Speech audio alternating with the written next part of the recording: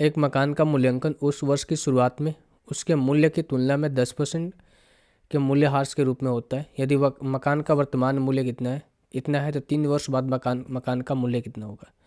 यानी कि हर साल 10% के हिसाब से वो घट रही है। ठीक है दोस्त, तो ये सीआई वाले चीज़ में होगा। 10% की फ्रैक्शन वैल्यू क्या होती है, 1/10।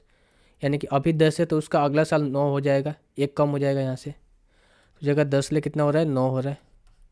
और चूंकि ये सीआई के केस में ना, यानी कि देखो मैंने आपको समझाया कि कोई वस्तु 100 रुपये की है और ये घट कर के मान लो कुछ सालों में घट के 50 रुपये हो गई।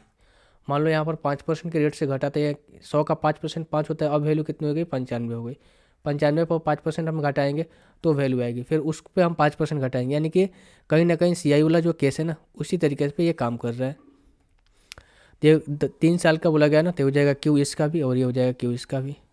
10 के अगर क्यू करेंगे 1000, इसका 729, यानी कि इसकी वैल्यू क्वेश्चन के अकॉर्डिंग ये है आपका 4000 ही मान के चलो। इसकी वैल्यू आपका ये है 4000, कटेगा 4 बार, इसका 4 गुना है तो इसका भी वैल्यू 4 गुना होना चाहिए। कितना हो जाएगा आपका, 9×4 = 36 और 4 दूनी का 8 और 3 11, 7×4 = 28 और 1 29, 29 16 और 29 16 पे जो जीरो बैठाना है बैठा दो।